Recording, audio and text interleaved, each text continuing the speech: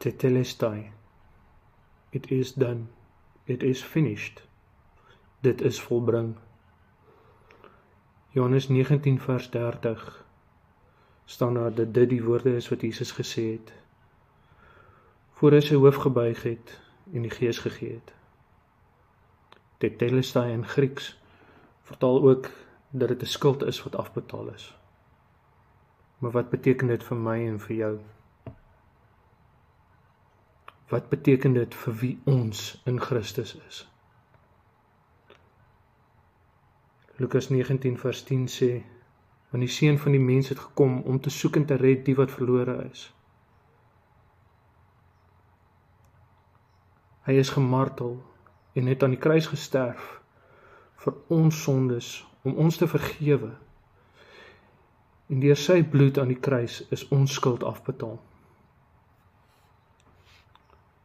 Ek sukkel die laaste tyd met my verlede, en die dinge wat ek droog gemaak het, en die foute wat ek gemaak het, en soms nog steeds maak en doen. En die duiwel is so lief voor om my te kom herinner aan al hierdie dinge. Dit kom ook veral nou sterk uit met hierdie video's en met die kanaal. Maar wat gebeur as mense uit my verlede en selfs mense nou nog hierdie dinge sien en my verlede opbring en my vertel hoe sleg ek is en hoe verkeerd ek is? Dit is alles vrae wat ek vir Abba bring en ek weet dis goed wat jy ook met tye mee sukkel.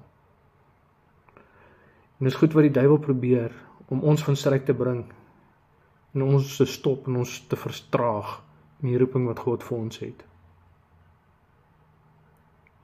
Met al my vrae en al my twyfel kom sê Abba net vir my een woord. Tetelestai. Dit is volbring.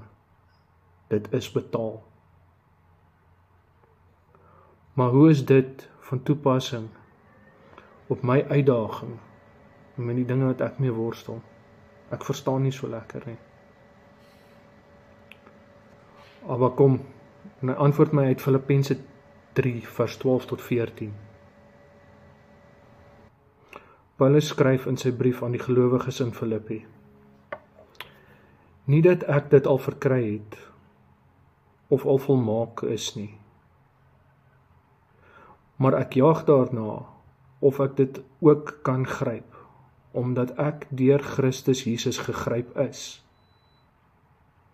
Broeders, ek reken nie dat ek dit self gegryp het nie. Maar een ding, ek vergeet die dinge wat agter is en strek my uit na wat voor is en jaag na die doel om die prys te verkry van die hoë roeping van God in Christus Jesus. Christus het my en jou gegryp. Die Grieks vir die woord gryp beteken apprehended. Nou ek is jammer, as ek iets of iemand geapprehend het, dat ek het beslis nie gaan nie. So sal Christus ons ook nie laat gaan nie. Hou vas aan hom, want jy is reeds duur gekoop en vrygemaak deur sy kosbare bloed. Bietjie meer as net 2 sent vir jou. Seën vir jou.